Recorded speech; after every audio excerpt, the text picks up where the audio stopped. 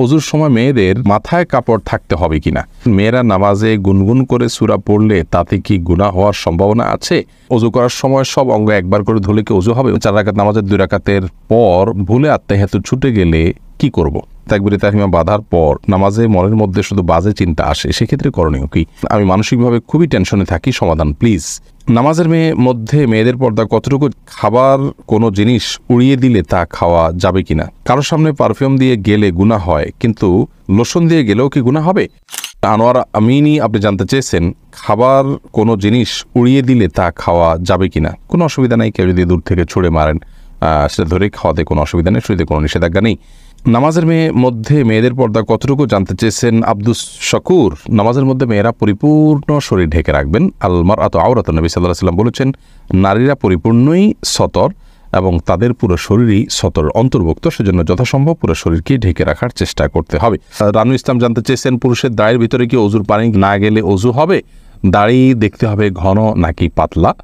যদি পাতলা হয় তাহলে সেক্ষেত্রে তার গোড়া পর্যন্ত পানি পৌঁছাতে হবে। যদি ঘন হয় তাহলে সেক্ষেত্রে আপনার বাহ্যিক অংশে বা যতটুকু সম্ভব ততটুকু পানি পৌঁছানো চলবে। মাহফুজা ইসলাম আপনি জানতে চেয়েছেন, কারোর সামনে পারফিউম দিয়ে গেলে গুনাহ হয়, কিন্তু লোশন দিয়ে গেলেও কি গুনাহ হবে? খুবই গুরুত্বপূর্ণ প্রশ্ন বোন। পারফিউম হোক আর লোশন হোক, সুগন্ধি জাতীয় কোনো কিছু দিয়ে পরপুরুষের সামনে গেলে বা বাহিরে গেলে, এবং সেটি যদি অন্যের দৃষ্টি আকর্ষণ করে বা অন্যকে আপনার দিকে আকৃষ্ট করে, তাহলে সেক্ষেত্রে এটি গুনাহের কারণ হবে, হোক সেটা পারফিউম, হোক সেটা লোশন বা অন্য কোনো কিছু। মারুফুল হক আপনি জানতে চেয়েছেন, মেয়েদের ক্ষেত্রে চোখ এবং হাতের পাতা পর্দা করা কি জরুরি? আপনি সাধারণ অবস্থার কথা যদি বলেন তাহলে সেক্ষেত্রে আমরা বলবো এটি আবশ্যক নয়, জরুরি নয়। হাতের পাতা এবং পায়ের পাতা ঢাকা এটি হলো মূল ফতোয়া, কিন্তু মুতাআখির উলামা ইকরাম বলেছেন এবং বর্তমান যুগের উলামা ইকরাম সারা বিশ্বে বলে থাকেন যে যেহেতু ফিতনা সংগ্রহের একটি সময় চলছে, মেয়েদের হাতের পাতা কিংবা পায়ের পাতা দেখেও তাদেরকে নিয়ে বাজে চিন্তা করা এটি একটা কমন বিষয়, সাধারণ বিষয়, এমন না যে কদাচিৎ। তো সেজন্য নিজের ব্যক্তিত্ববোধের জায়গা থেকে এগুলোকেও ঢেকে ঢুকে রাখাটাই হলো নিরাপদ। আর সালাতের মধ্যে এগুলো ঢেকে রাখা আবশ্যক নয়, বিশেষ করে হাতের কবজি থেকে নিয়ে উপরের অংশ পাতা যেটাকে বলি আমরা, এটা ঢেকে রাখা সালাতের মধ্যে আবশ্যক নয়। আর সাজেদুল হক রিয়া জানতে চেয়েছেন, তাকবীরে তাহরিমা বাঁধার পর নামাজে মনের মধ্যে শুধু বাজে চিন্তা আসে, সেক্ষেত্রে করণীয় কি? দেখুন, তাকবীরে তাহরিমা বাঁধার পর শয়তান তার ডিউটি শুরু করে দেয়, এই জন্য আপনার মনের ভিতরে বাজে চিন্তা আসে। অন্য সময় তো বাজে চিন্তা এত বেশি আসে না, এই সময় যত বেশি আসে এটি প্রমাণ বহন করে যে আপনি আল্লাহর নৈকট্য অর্জন করতে যাচ্ছেন, এবং আল্লাহর নৈকট্য অর্জন করার কারণে আপনাকে শয়তান দখলে নেওয়ার চেষ্টা করে এবং শয়তান আপনাকে বিভ্রান্ত করার চেষ্টা করে। এই জন্য সেখান থেকে বেঁচে থাকার জন্য আপনার আপ্রাণ চেষ্টা থাকতে হবে। আল্লাহ তাআলা তৌফিক দান করুন। জাকারিয়া আলিফ আপনি জানতে চেয়েছেন, দুঃস্বপ্ন দেখে ভয় পেলে করণীয় কি? বিষয় একটা ভিডিও আমাদের আছে, দেখে নেবেন। বাম দিকে ঘুম থেকে ওঠার সঙ্গে সঙ্গে বাম দিকে 3 বার খুব আলতো করে থুতু ফেলে আমানতু বিল্লাহি ওয়া রাসূলিহি পাঠ করবেন। এর পাশাপাশি সম্ভব হলে এক কাত হয়ে শোয়া থাকলে অন্য কাঁধে শোবেন এবং উঠে সালাত আদায় করবেন। যদি সুযোগ থাকে দুঃস্বপ্ন ইনশাআল্লাহ দূর হবে।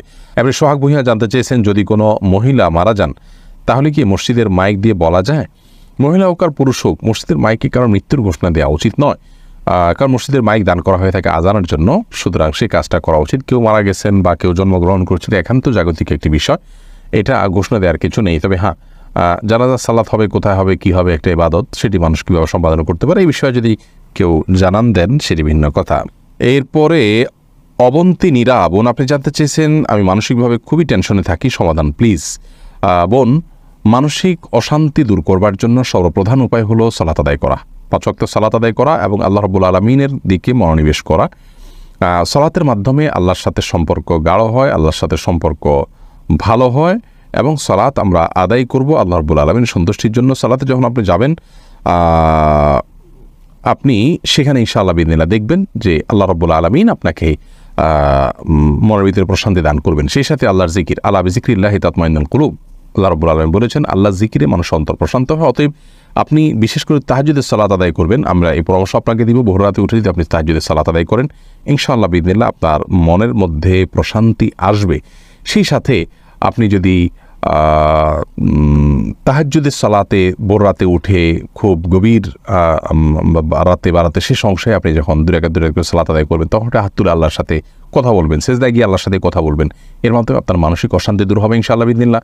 আল্লাহর জিকির এবং স্মরণ বেশি করবেন, কোরআনে কারীম অর্থ সহকারে বোঝার চেষ্টা করবেন এবং তেলাওয়াত করবেন। ইনশাআল্লাহ বিদিনের মাধ্যমে আপনার মানসিক অশান্তি বা পেরেশানি দূর হবে ইনশাআল্লাহ বিদিনিল্লাহ। মেয়েদের পর্দার ক্ষেত্রে পা ঢাকা ফরজ কিনা একবার জানতে চেয়েছেন। পায়ের পাতাকে মুতাকাদ্দিম উলামা ইকরাম এটাকে পর্দার অন্তর্ভুক্ত বলেননি, যার কারণে পায়ের পাতা না ঢাকলে অসুবিধা নেই।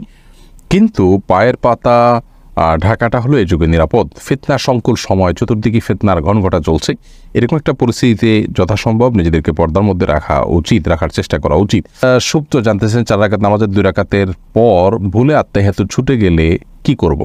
যদি ফরজ নামাজে দ্বিতীয় রাকাতে বসতে ভুলে যান, দাঁড়িয়ে যান, আপনি আত্তাহিয়াতু পড়তে ভুলে যান বা বসতে ভুলে যান, তাহলে সেক্ষেত্রে আপনি সালাতের শেষে সেজদায়ে সাহু দিলেই সালাত হয়ে যাবে।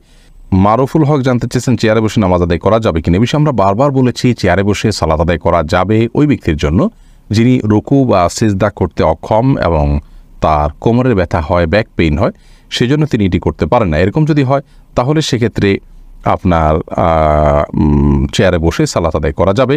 কিন্তু তিনি যদি দাঁড়াতে পারেন তাহলে সেক্ষেত্রে দাঁড়িয়ে তাকে সালাত শুরু করতে হবে। রুকু এবং সিজদা করতে অক্ষম হলে সেক্ষেত্রে রুকু সিজদায় গিয়ে তিনি শুধুমাত্র আপনার করবেন, রুকু সিজদায় গিয়ে তারপরে তিনি শুধুমাত্র আপনার রুকু সিজদা যাওয়ার সময় তিনি চেয়ারে বসে রুকু সিজদা করতে পারবেন। মুজাহিদ হোসেন জানতে চেয়েছেন অজু করার সময় সব অঙ্গ একবার করে ধুলে কি অজু হবে? অজু হয়ে যাবে, সুন্নার খেলাফ হবে, জাস্ট এটুকু অজু হয়ে যাবে যদি পরিপূর্ণভাবে ধন এবং কোনো জায়গায় দোষক না থাকে। তানিশা ইসলাম মিম জানতে চেয়েছেন মেয়েরা নামাজে গুনগুন করে সূরা পড়লে তাতে কি গুনাহ হওয়ার সম্ভাবনা আছে? গুনগুন করে যদি সূরা পড়ে তাহলে সেক্ষেত্রে সরাসরি গুনাহ হবে না, বিশেষ করে নিজে নিজে শুনতে পাচ্ছেন, সরাসরি গুনাহই হবে না, বিশেষ করে নিজে শুনতে পাচ্ছেন, এরকম যদি হয় নিজের কান পর্যন্ত, তাহলে সেটিতে তিনি করতেই পারেন। মাহিরা জান্নাত আইরা জানতে চেয়েছেন অজুর সময় মেয়েদের মাথায় কাপড় থাকতে হবে কিনা। অজুর সময় মাথায় কাপড় থাকা কোনো আবশ্যক কোনো কিছু না। মাথা মাসে করা এবং পুনরায় পেছন থেকে হাত দিয়ে নিয়ে আসা সুন্নাহ, আর ইচ্ছা করে সুন্নাহ ত্যাগ করা মাকরুহ। এখন মেয়েদেরও কি সম্পূর্ণ মাথা মাসা করতে হবে? মাথায় কোফা থাকলে তো সমস্যা হয়। এটা প্রশ্ন করছেন কাজী মায়া। দেখুন, মাথা মাসের জন্য ভেজা হাতকে এইভাবে দিয়ে পেছনের দিকে টানবেন, এইটুকু ব্যবহার হবে আর এইটুকু অবহেলিত থাকবে, কারণ এভাবে আপনি টানবেন।